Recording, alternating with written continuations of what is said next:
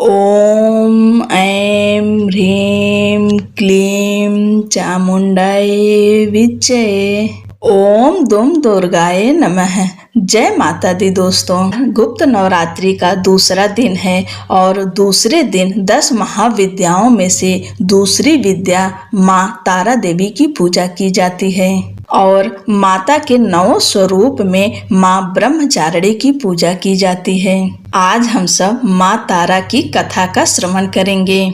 आप सभी से निवेदन है कि कथा को पूरा सुनिएगा, आधा अधूरा नहीं सुना जाता, इससे दोष लगता है। माँ तारा के 3 स्वरूप हैं। इनका रंग नीला है, इसलिए इन्हें नील सरस्वती भी कहा जाता है। इसके अलावा माँ तारा को उग्र तारा के नाम से भी जाना जाता है।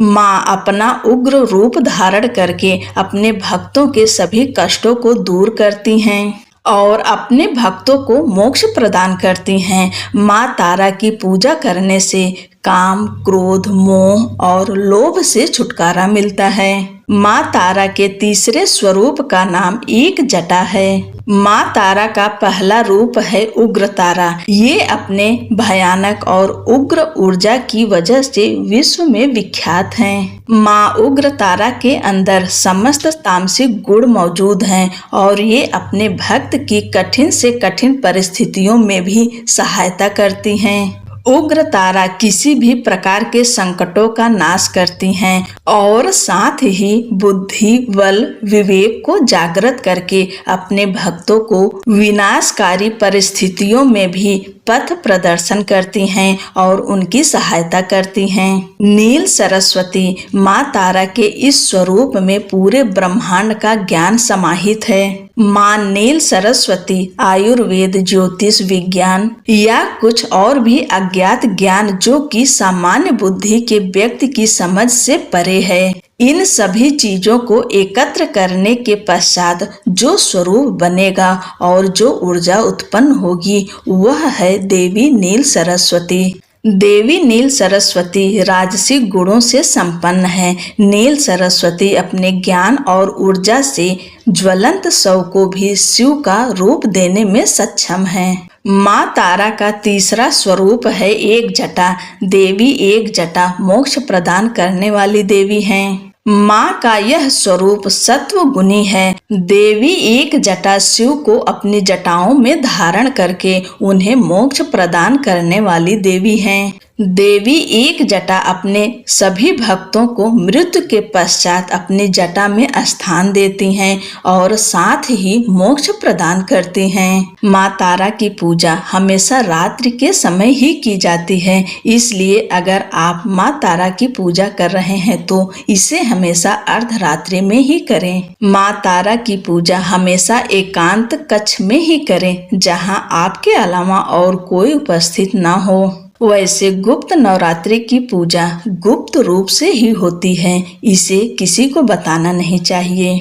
माँ तारा की पूजा में कभी भी सिले हुए वस्त्र नहीं पहनने चाहिए।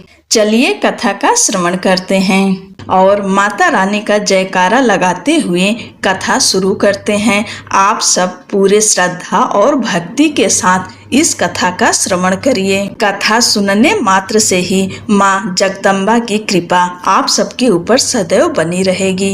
पौराणिक कथा के अनुसार राजा स्पर्श माँ भगवती का पुजारी था। दिन रात महामाई की पूजा करता था। माँ ने भी उसे राजपाट, धन दौलत, ऐशो आराम की सभी साधन दी थी। कमी थी तो सिर्फ यह कि उनके घर में कोई संतान न थी। यही गम उसे दिन रात सताता। वो माँ से यही प्रार्थना करता रहता था कि माँ मुझे एक लाल बख्श दो ताकि मैं भी संतान का सुख भोग सकूं। मेरे पीछे भी मेरा नाम लेने वाला हो, मेरा वंश भी चलता रहे। माँ ने उसकी पुकार सुन ली। एक दिन माँ ने आकर राजा को स्वप्न में दर्शन दिए और कहा, हे राजन, मैं तेरी भक्ति से बहुत प्रसन्न हूँ और तुझे वरदान देती हूँ कि तेरे घर में 2 कन्याएं जन्म लेंगी। कुछ समय के बाद राजा के घर में एक कन्या ने जन्म लिया। राजा ने अपने राज दरबारियों को बुलाया। पंडितों व ज्योतिषियों को बुलाया और बच्ची की जन्म कुंडली तैयार करने का हुक्म दिया। पंडित तथा ज्योतिषियों ने उस बच्ची की जन्म कुंडली तैयार की और कहा, हे राजन, यह कन्या तो साक्षात देवी है। यह कन्या जहाँ भी कदम रखेगी वहाँ खुशियाँ ही खुशियाँ होगी।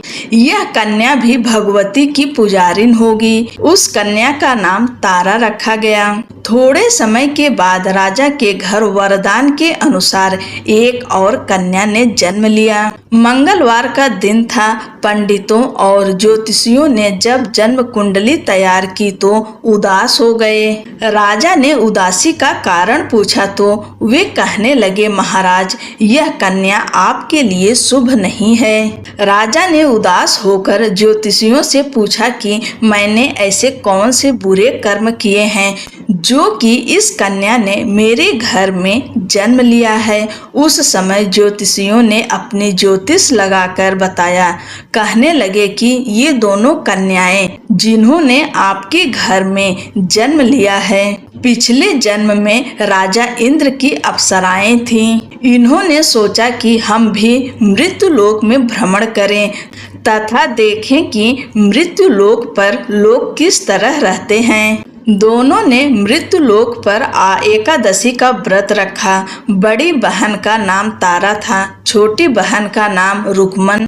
बड़ी बहन तारा ने अपनी छोटी बहन से कहा कि रुकमन, आज एकादशी का व्रत है, हम लोगों को आज भोजन नहीं खाना है, तू बाजार जाकर फल ले आ। रुकमन बाजार फल लेने के लिए गई। वहाँ उसने मछली के पकौड़े बनते देखे। उसने अपने पैसों के तो पकौड़े खा लिए तथा तारा के लिए फल लेकर वापस आ गई। फल उसने तारा को दे दिए। तारा ने पूछा कि तू अपने लिए फल क्यों नहीं लाई? तो रुकमन ने बताया कि उसने मछली के पकौड़े खा लिए हैं। उसी वक्त तारा ने श्राप दे दिया, जा नीच, तूने एकादशी के दिन मांस खाया है, नीचों का कर्म किया है, जा मैं तुझे श्राप देती हूँ। तू नीचों की जून पाए छिपकली बनकर सारी उम्र मांस ही कीड़े मकोड़े खाती रहे। उसी शहर में एक ऋषि गुरु गोरख अपने शिष्यों के साथ रहते थे। उनके शिष्यों में एक चेला तेज स्वभाव का था, घमंडी था। एक दिन वो घमंडी शिष्य पानी का कमंडल भरकर खुले स्थान में एकांत में जाकर तपस्या पर बैठ गया। वो अपनी तपस्या में लीन था। उसी समय उधर से एक प्यासी कपिला गाय आ गई। उस ऋषि के पास पड़े कमंडल में पानी पीने के लिए उसने मुंह डाला और सारा पानी पी गई। जब कपिला गाय ने मुंह बाहर निकाला तो खाली कमंडल की आवाज सुनकर उस ऋषि की समाधि टूटी। उसने देखा कि गाय ने सारा पानी पी लिया था। ऋषि ने गुस्से में उस कपिला गाय को बहुत बुरी तरह चिमटे से मारा।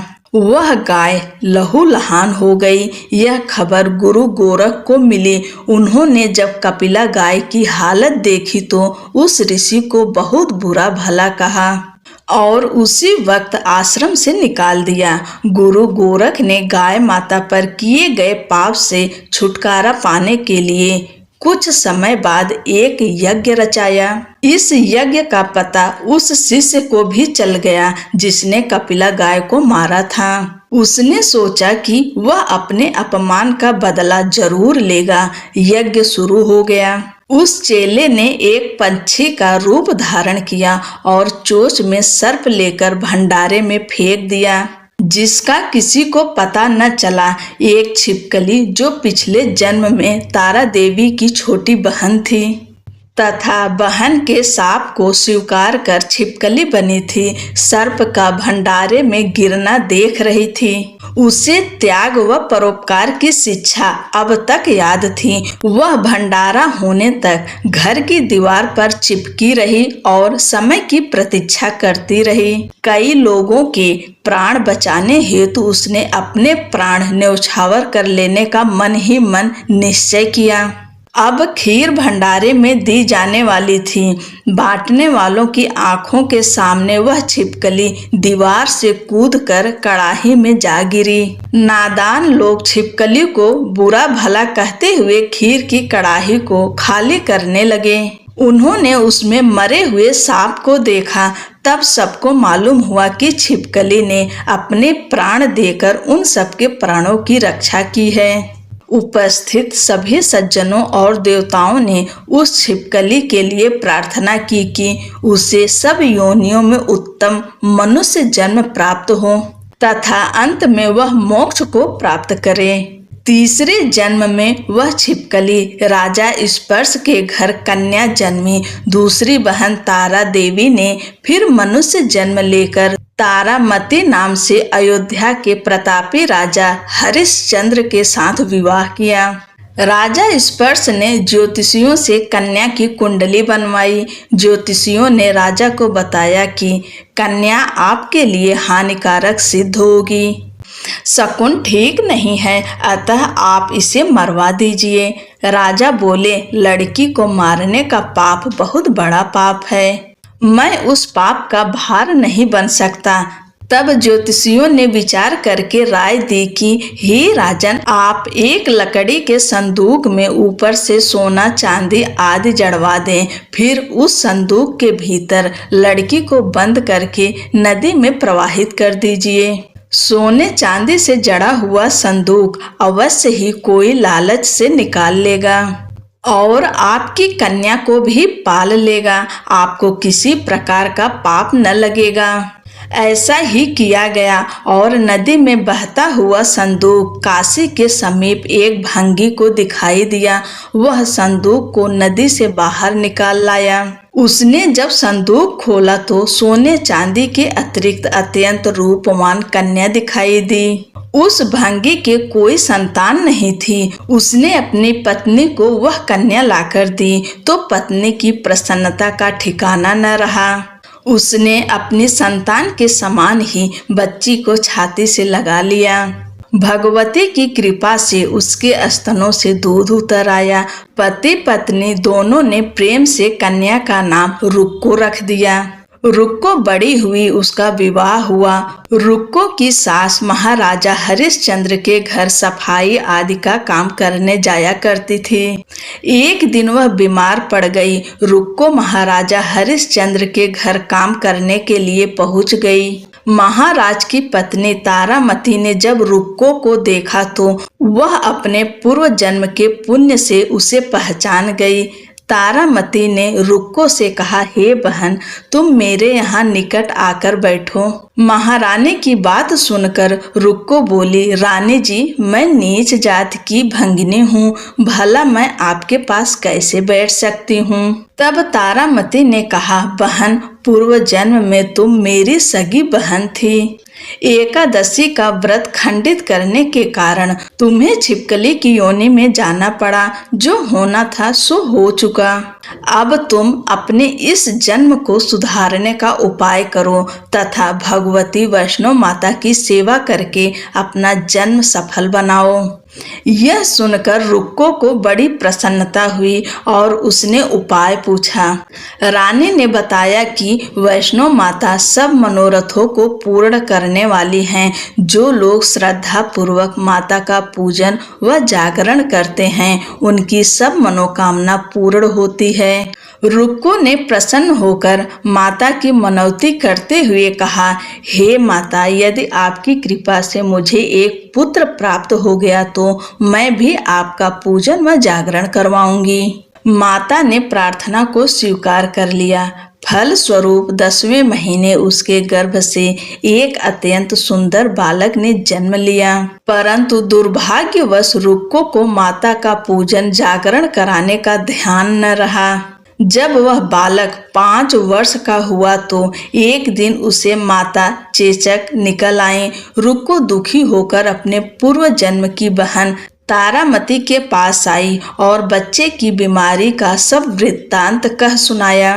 तब तारामती ने कहा, तू जरा ध्यान करके देख कि तुझसे माता के पूजन में कोई भूल तो नहीं हुई है।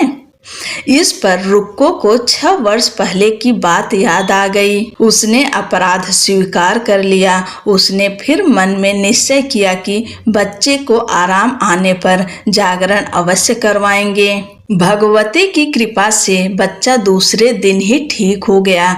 तब रुक्को ने देवी के मंदिर में ही जाकर पंडित से कहा कि मुझे अपने घर माता का जागरण करवाना है, अतः आप मंगलवार को मेरे घर पधार कर कृतार्थ करें। पंडित जी बोले, अरे रुक्को, तू यही 5 रुपए दे जा, हम तेरे नाम से मंदिर में ही जागरण करवा देंगे।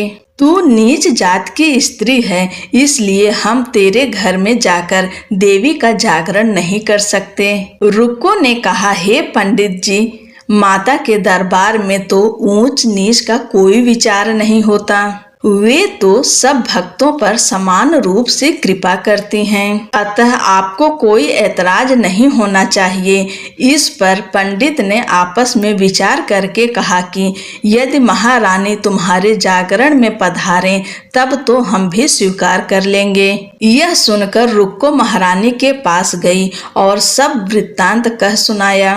तारामती ने जागरण में सम्मिलित होना सहर्ष स्वीकार कर लिया। जिस समय रुक्को पंडित से यह कहने के लिए गई कि महारानी जी जागरण में आएंगी, उस समय सेन नाई वहां था। उसने सब सुन लिया और महाराजा हरिश्चंद्र को जाकर सूचना दी।